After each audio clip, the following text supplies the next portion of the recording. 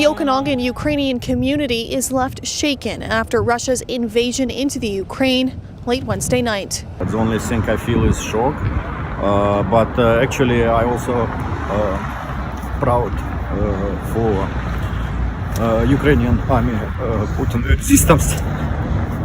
Denis Storzhuk was born in Ukraine and came to Kelowna 20 years ago.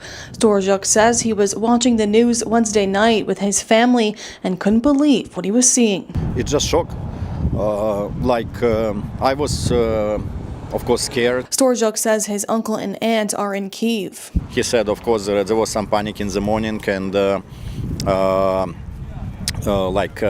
some groceries missing from the stores, like bread and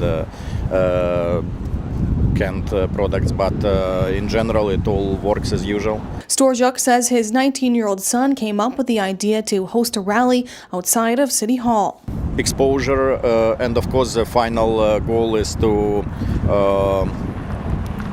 ask the Canadian government to impose not only tough sanctions but more objective help. At 4 p.m., dozens of community members held flags and signs and stood outside City Hall. In Ukraine I grew up and I know who they are.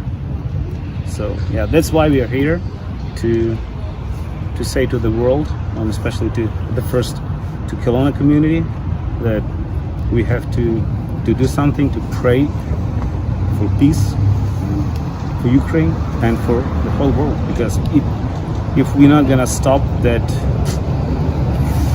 person and Putin with his nation and his armed forces, it could be a third world war.